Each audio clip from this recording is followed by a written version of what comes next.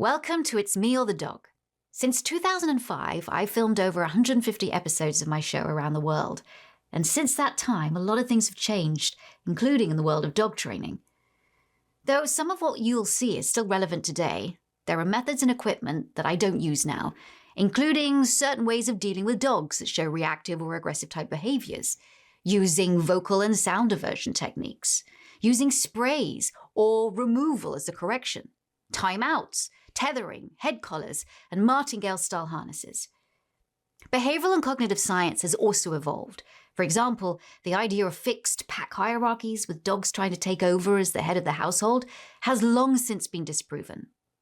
For the most up-to-date information about modern-day positive dog training, you can visit my official site positively.com to enroll in my interactive online dog training courses and find other free resources to help you live your best life with your dog. And if you want to become a professional dog trainer, learn how you can chase your dreams with me at the Victoria Stilwell Academy. Links to both sites are in the description. And now, enjoy the show. Britain may be a nation of dog lovers, but we're losing control of our crazy canines. Dangerous dogs, watch out.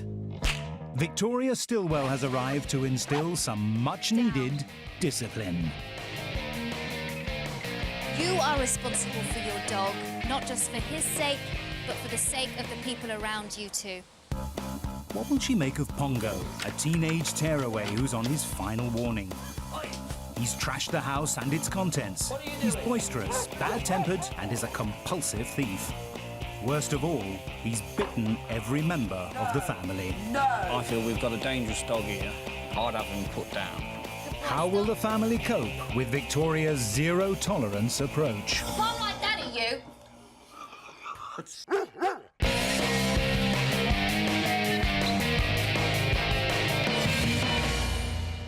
This is Poppet the Terrier, who's a good girl. And this is Pongo the Dalmatian, who's a very bad boy. They live with the Beck family. But this Dalmatian has 101 behaviour problems. If he were a human, he'd have an Asbo. Pongo nicks everything: cakes, tea, the fruit from the fruit bowl, and the very food from his owner's plates. But his worst crime is biting. Pongo's attacked the family and their friends. Well, I went to go stroking, right, but he lashed out really quick and bit me. And he's doing it more and more frequently. Gary and Jackie got Pongo from a rescue centre 2 years ago. He's a disturbed dog. I think he's got 666 tattooed on his ear somewhere. And no one comes to play at the Beck's house anymore. All our friends are really frightened of Pongo. If he gets to him, he usually bites him. One visiting 8-year-old girl ended up in casualty. Pongo bit the top of her arm. Not only did he bite the top of her arm, but he floored her onto the ground and he was actually stamping on her.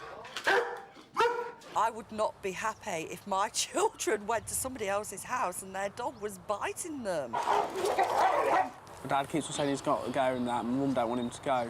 It's like living with a lunatic. Yeah. You know, it's like having a dog that's on some kind of drug. He nicks food off the table. Pongo, no!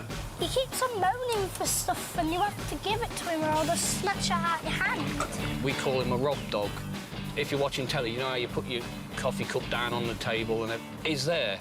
His tongue's straight in it. We came back from holiday and we actually paid for 2 extra days in the kennel so we didn't have to bring him home. But that is the stage we had got to. And I phoned up the kennels and I told them the house had been burgled and could we leave him for 2 days? And that's the honest truth. With 4 kids, meal times at the house are chaotic, and Pongo doesn't make it any easier. Get down! No! Oh, Pongo! When backs are turned, he never misses an opportunity. Mom! Get down! What are you doing? Get down! The Becks have all but given up. Victoria is the family's last hope. The Beck family are frightened of their dog.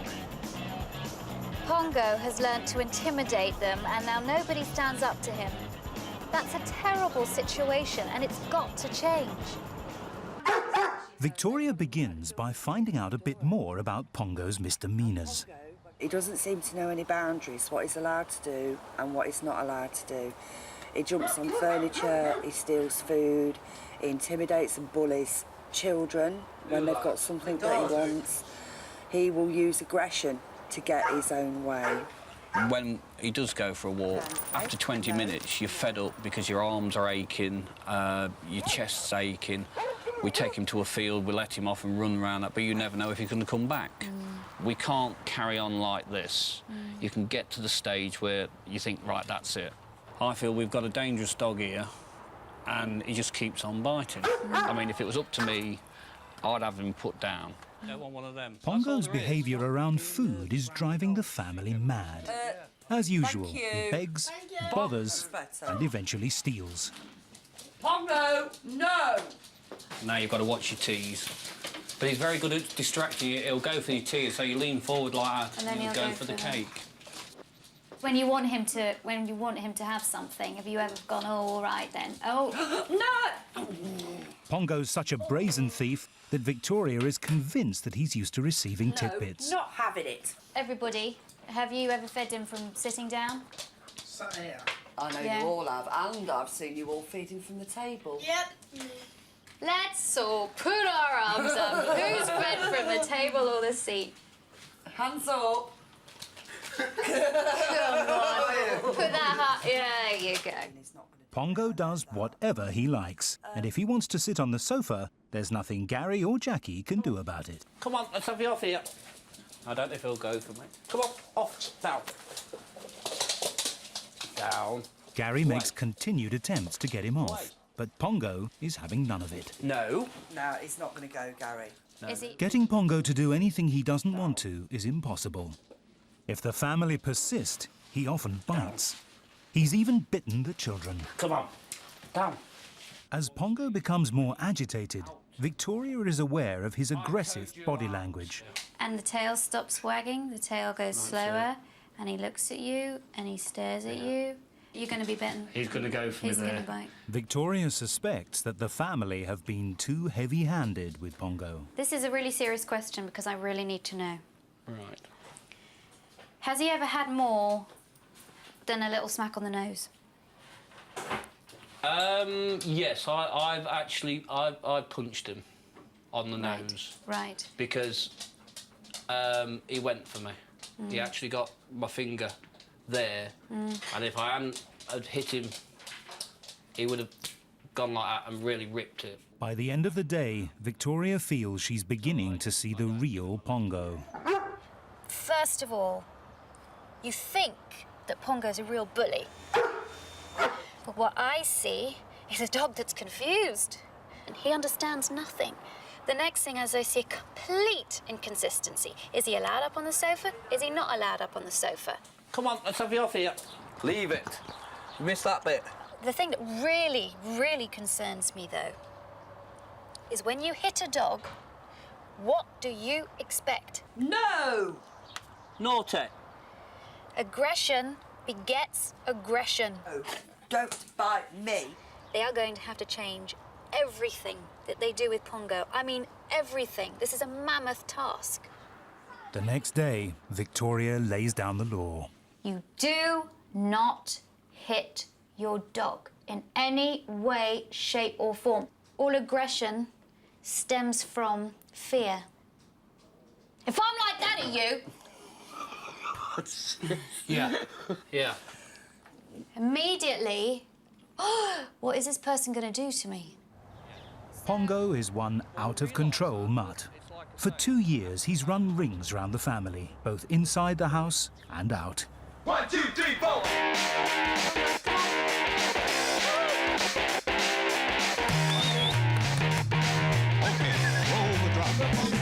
As usual, Pongo's out of control for Gary. But Victoria shows him how she can get the dog under her command in just 1 minute. Boy, stop. Gary looks Sit. on in wonder. Good boy. Good boy. It's not my dog. Good boy. In just a few minutes, Victoria demonstrates Pongo's potential to listen and learn. Come. Good boy. Stop. Oh, unbelievable. Let's go. Good boy. Good boy. Get it. Very good boy. Fabulous. Victoria believes obedience training, teaching Pongo to respond to commands like sit and stay, will give the family more confidence to stand up to him. Now, with obedience commands, if I want to get a dog to sit, I only say it once, because I want the dog to take action the first time I say it. And that's why I only give a command once. But with a stay command, because I'm asking the dog not to take action, I repeat it as well, just to reinforce the command. Good boy, stay. Up, up, up. Stay. Up, up. Come on. Put you back in your place. Sit. Good boy. Stay. Stay. Good boy. I got 2 steps away from him. Really, really good. Pongo is exercising impulse control. Really difficult to stay in one place when he knows that I have the treats. Stay. Stay. Good boy, Pongo. 4 steps away. Stay. Stay. Stay. Good boy, Pongo. If you'd have said to me 6 months ago, you can have your dog sitting while you walk away with it and it'll stop, I would have said, yeah, go on your bike.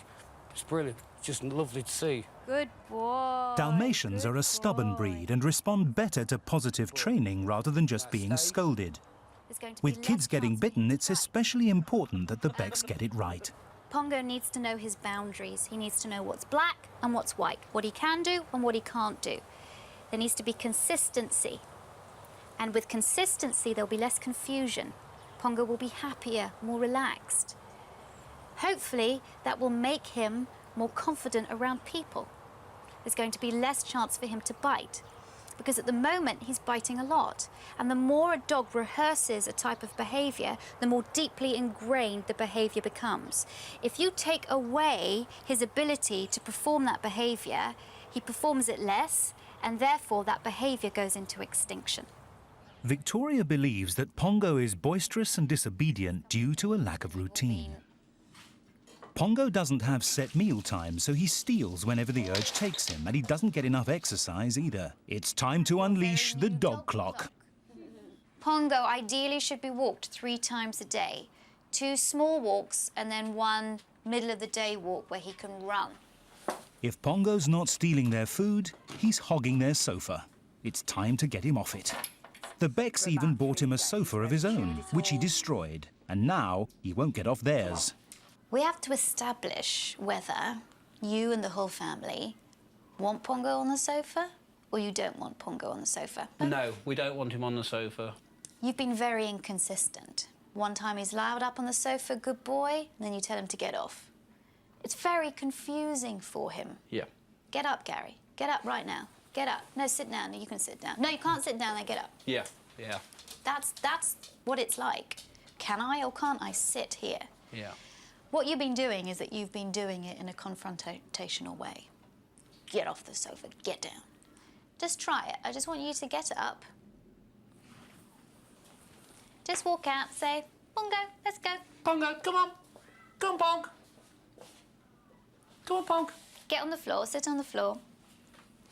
Victoria teaches Gary that making the floor seem more appealing gets Pongo off the sofa. This is called positive association. Floor is a really good place to be because this is where he gets it all. He gets the affection and everything on the floor. Right. Doesn't get it up there, but on the floor, floor. he gets the affection. Now get back to that sofa before he does and just get him on the floor whilst he's on the floor. Good boy. Now lots of praise on the floor. Good boy. That's the place to be. Good boy, Pong. Sofas belong to people, dog beds for dogs. She's won the battle of the sofa, but can she win the war? Pongo continues to push his luck. It's not long before he bites again.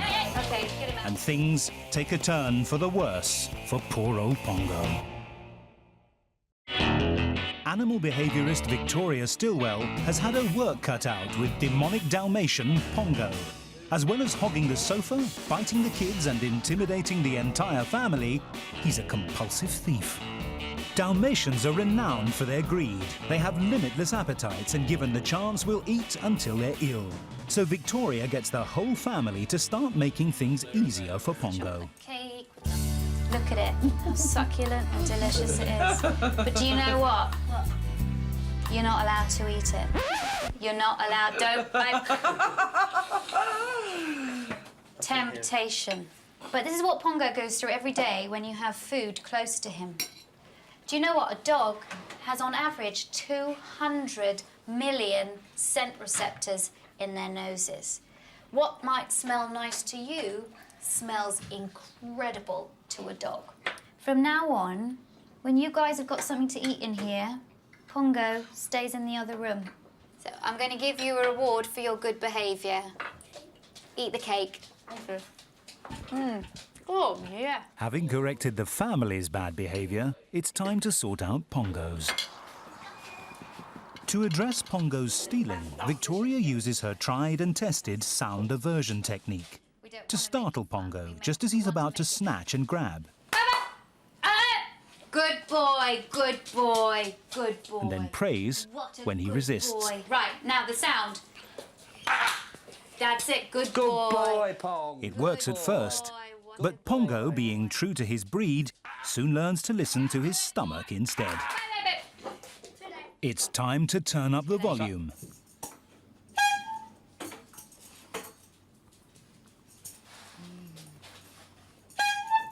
Which does the trick. Good boy, Good boy, Pongo. Pong. Good boy, Pong. Good boy, Pongo.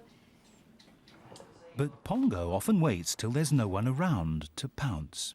So using a secret camera and a remote control, Victoria sets a Pongo trap. Everyone leaves the room to watch him from the hallway. Hopefully what I'm going to try and achieve here is this going to be a one-shot wonder. So that he's going to be so distracted, so shocked, that he'll never do it again. And that's what sound aversion is all about.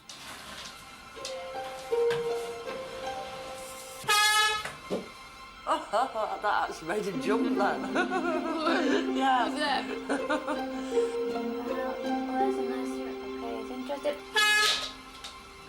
Normally he would have took this by now.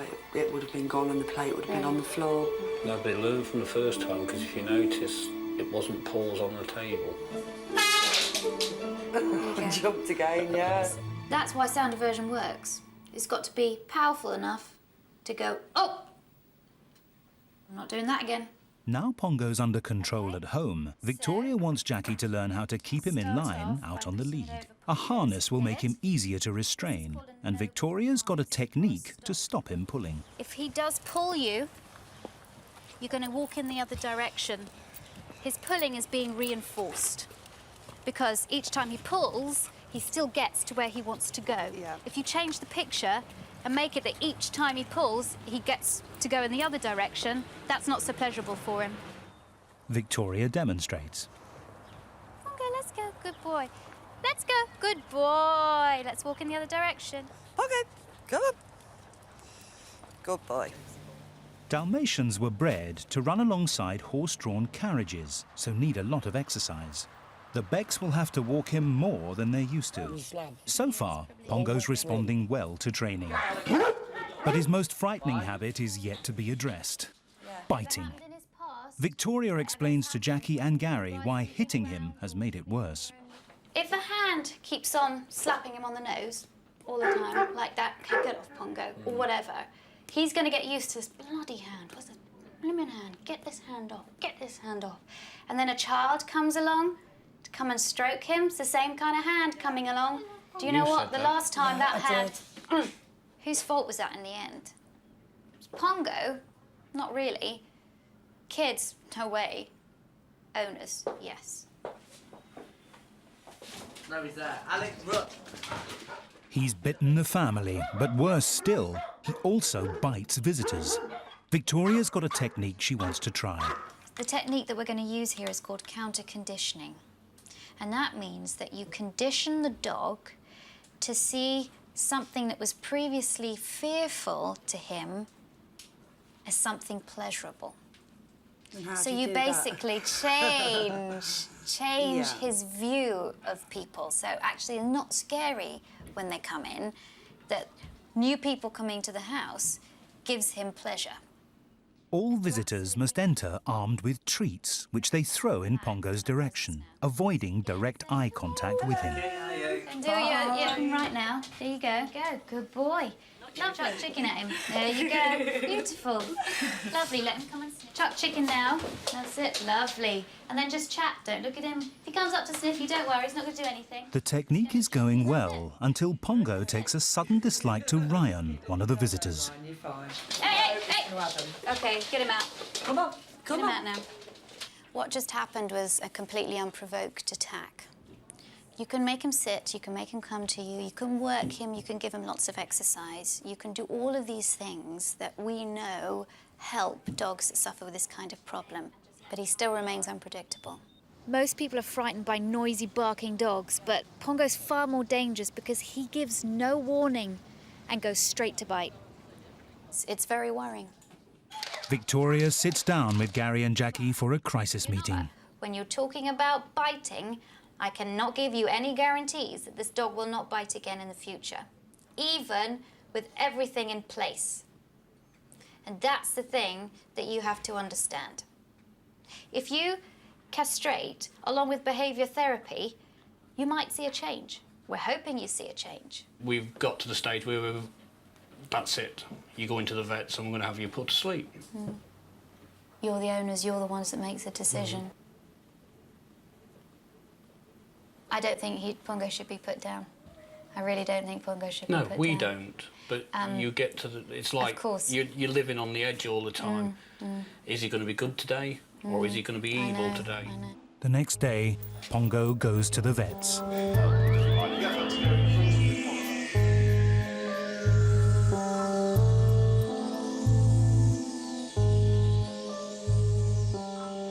Pongo was on doggy death row. But Gary and Jackie have decided to give Pongo another chance and have him castrated. So we do it just in front of the scrotums. The operation takes just under an hour and goes without a hitch. He returns home, 2 testicles lighter, a changed man. Once Pongo has recovered, the family start to see results. Pongo now knows his place, and it's not on the sofa. And amazingly, even the stealing has stopped. He now has a routine. He's fed and walked at regular times. And if he reverts back to his old habits, Gary and Jackie keep him in line with Victoria's methods. Come on. It's getting better and better. With each day, I get happier and happier. As you can see, it's easier now. Life is easier. Gary and Jackie are delighted with the new and improved Pongo and are optimistic about the future. Victoria has made sense of it all. When she sort of talked about her observations, I was like absolutely horrified, and I thought, oh my God, this woman is majorly harsh. We're not this bad, surely. And I started to think, well, yeah, she's actually right, what she's saying. We are reacting badly, and he's reacting badly back. He's a totally different dog. It's a pleasure for Pongo to be in the room. The environment has changed. He's become a friendlier dog, and I think we've become more dog-friendly as well. Victoria still has some reservations about Pongo's unpredictable behaviour. Jackie and Gary have worked really hard, and that's encouraging for me to see. Pongo is responding so much better to them. He's more relaxed, and I think that is a combination of training and the neutering as well. It's their job to make sure that the biting never, ever, ever happens again. Can you change your whole life for the next 13 years, it could be 13 years, for your dog? Jackie and Gary say they can. All we need now is Victoria to come back and teach the children. Yeah. Thanks for watching.